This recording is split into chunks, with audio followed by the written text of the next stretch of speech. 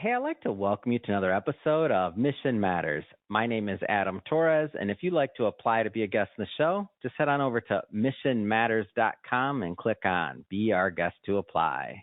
All right, so today's guest is Madalena Preda, and she's head of strategic venture capital partnerships and an investor at NN Group. Madalena, welcome to the show. Thank you very much, Adam, and it's a pleasure and an honor to be here. We'll start by saying yes. All right, so I got to tell you, Madalena, I love the topic today. So funding initiatives and startups focusing on women's health, big deal to me is getting the message out to my audience, to other investors and otherwise about the importance of this.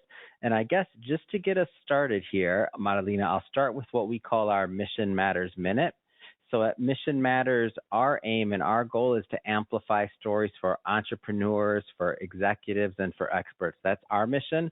Madalena, what mission matters to you? I've always been interested in innovation and technology, and I'm passionate about improving healthcare and people's lives. My mission is particularly to improve women's health, which has been thoroughly neglected, and women's health is everyone's health. I've worked in life sciences and then moved into financial services, and investing in women's health and innovation is my attempt to bring those two worlds together for the greater good. So women's health, I understand that and technology are big themes here. What do you like about working with entrepreneurs? Because I feel like working with entrepreneurs is pretty cool too. Like the people that are out there dreaming up these dreams and trying to make them happen and working towards them. Like, what do you like about working with entrepreneurs? There are many things I love about working with entrepreneurs. They happen to be what we often call the unreasonable. Bernard Shaw once said that most people who change the world are the unreasonable. I believe the entrepreneurs are these people that are trying to adapt nature and society and everything else to our needs.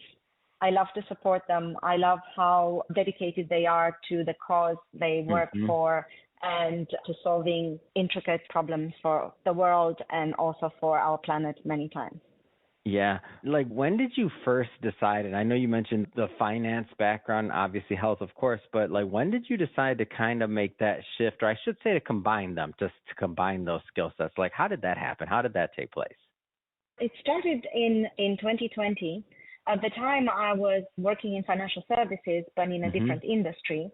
And it was clear to me that I missed the impact I used to have on people's lives when I worked in life sciences. While working there, our team used to say, we're in the business of saving lives. And I wanted to find a place where I could still help people to save lives and make lives better, but also do it from a financial perspective. That's interesting. And so now you kind of shift over and it's a little bit of a shift of focus, and you get further into financing and into the entrepreneurial space, the VC space. Like, what was that like when you started there? Like, was it an easy transition? Was it kind of like an easy move, or was it a little bit of an adjustment there on your end? Like, how did that work? It was such an eye-opener to realize how much of an impact actually venture capitals have. And it's interesting when you first get into that world, and you're like, and it's almost like you have a new vision, right? Like you see the world differently. Absolutely. When it comes to healthcare for women or any other problems that we have, we need to do more. We need radical change. That change normally doesn't come from incumbents, whether they're in healthcare or insurance or policymakers. It's most likely going to be driven by the unreasonable, by the visionaries, entrepreneurs, and venture capitalists. And what's really impressive is that if you look at the latest Harvard study that studies the period between 2000 and 2020, it shows that 49% of the financial IPOs in the US were VC backed up. And this is only going to grow more as there is a shift in the economy.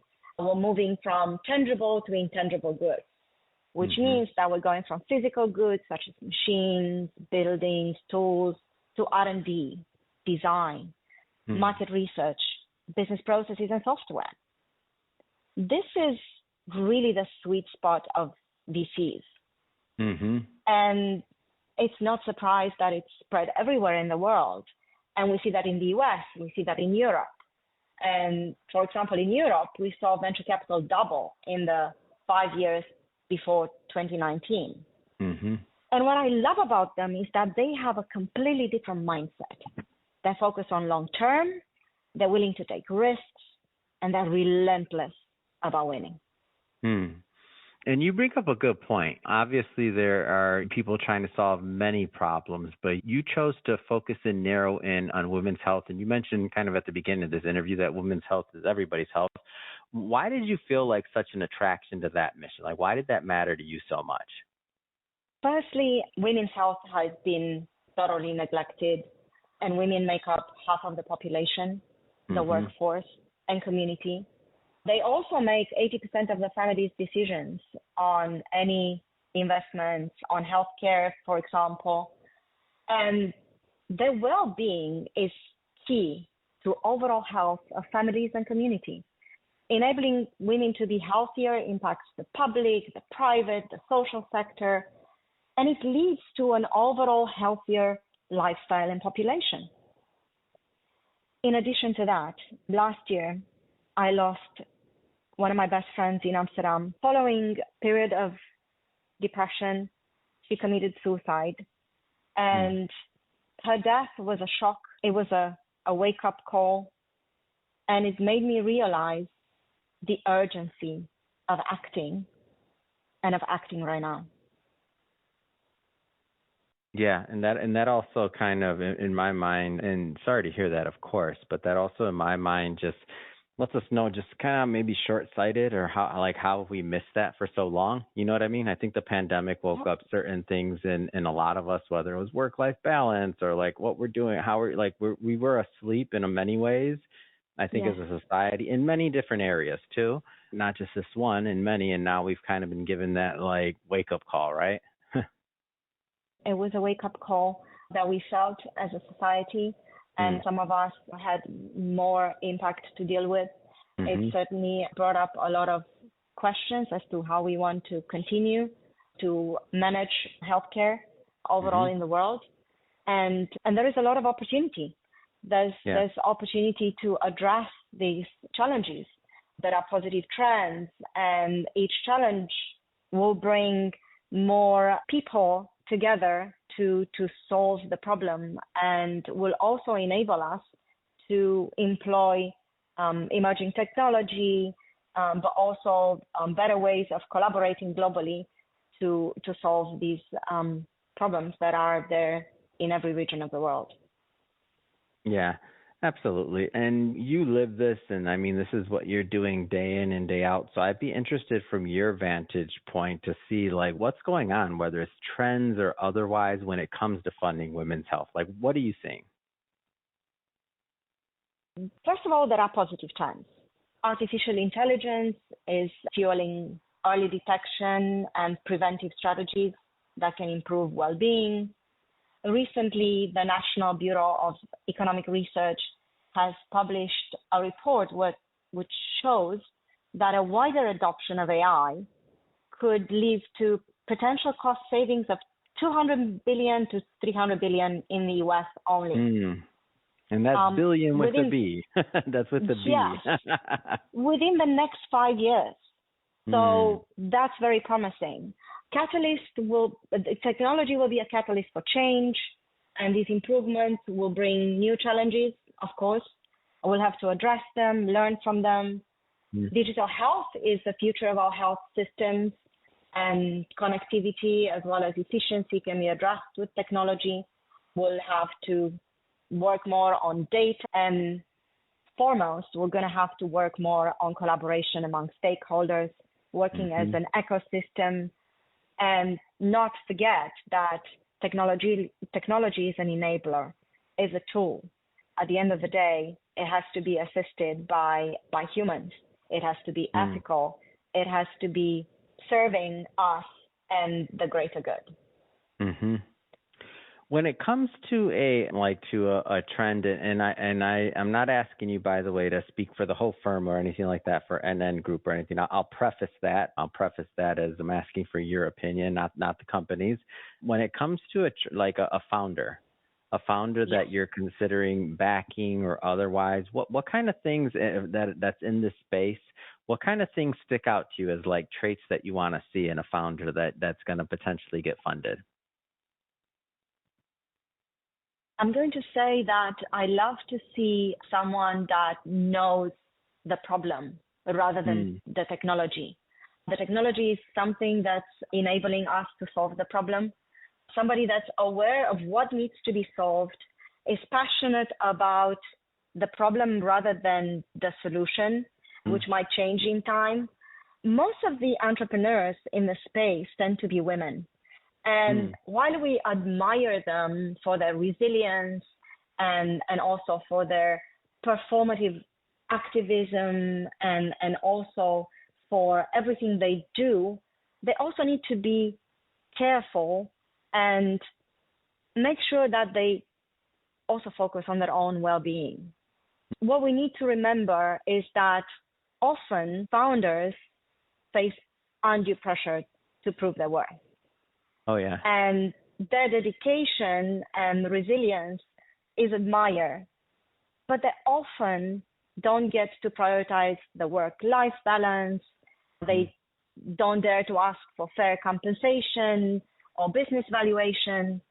And I would love to remind all of them that what I love to see is that they still look at their health and well-being as being paramount. And that I am more than happy to support this. And this is a message I've heard also from the CEO and founder of FemHealth and FemTech, Catherine Stockert. And I support this message. I think it's not easy to do given the system we all operate in, but this is something I like to see in a founder, that they start with their own well-being and taking care of their health. And I think we should encourage that. And I think that's great to hear, number one, coming from yourself and from someone that, does what you do day in and day out. And I hope many others are thinking about that, the decision-making positions of different companies that have access to capital. But that being said, I think that old stigma, was that kind of like, I don't know if I'd say layover, if that's the right word, or just an inheritance of like the original tech founders that traded everything, right? Or supposedly, right? And traded their lives and everything else for the company or the business and otherwise. And now it's saying that maybe it doesn't have to be quite that way, like to that extreme. Like, am I understanding that right? Do you kind of see that, or? Yes, definitely. We see that with founders in general. We see that even more prominently with female founders. And also, let's not forget that while venture capital investment in women's health has increased by 314% over the last 5 years, it still only makes up 2% of the overall health sector. So there's a lot of pressure. I was waiting for you to bring out a stat like that because I know that hadn't changed. And this is also how you can make numbers sound good, right? Increase of multiple hundreds of percents, but it's only still 2% overall, right? Yes. That's the finance in us, right? It just depends how you want to say it, right? It does. And this is something that we like to remind people as well, that numbers tell a story as well. And it really depends how you bring our story up. And to your point, we've come a long way, but we're far from where we should be. On top of that, women only make up 13% of startup founders overall, which means that they're under that's risen pressure. Quite a bit too, because like even the fact that I wasn't aware of this until you just mentioned it a moment ago, that that in this particular space that there's many, and it's maybe, I don't know if you use the word predominantly, but there's a significant amount of women founders in this particular space, which to me that's hopeful. Like that's awesome. Yeah. And so FemTech founders, 24% are women, to put a number to it. And we have seen a slight decline since 2022, but still it's a very positive trend. And we see also that while the venture ecosystem is predominantly male dominated, yet female founders represent a growing fraction of the total VC activity as well, which is very encouraging. And normally when people are talking about that, and not necessarily, I'm not putting these words into your mouth, but it's in many of the discussions I've heard, it's about representation. It's about a lot of other things. But in my mind, it's also just good business. Like you want the other perspective. You want other perspectives and diversity of people and, ultimately buyers for end products, like in the decision-making roles to weigh in, right? Like if everybody looks the same, it's kind of hard for them to weigh in on what the masses want or every niche wants, so to speak. So I'm a fan of the diversity of it in general. I think it's just good business. Absolutely. I love those two words. I'm going to speak to them, good business. So first of all, what we see in the numbers is impressive. Women or female founders secured about $10 billion in 2023, and they have shown also very strong performance.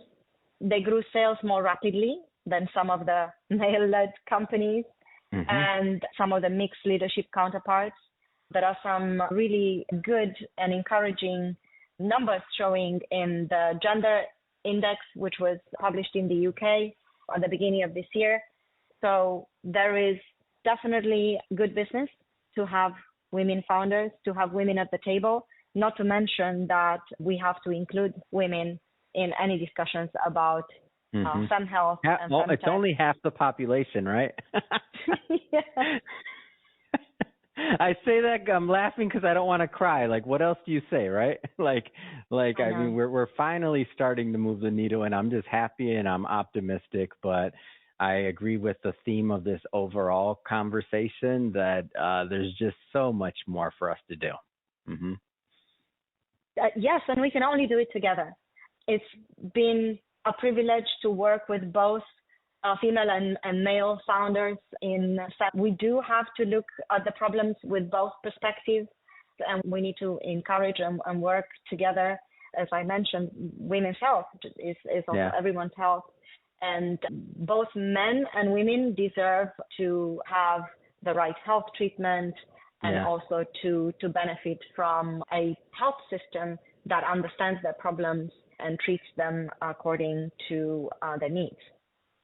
Amazing. Well, Marilena, this has been great having you on the show today. Final question of the day. What's next? I mean, what's next for you? What's next for your plans? Like, what's next?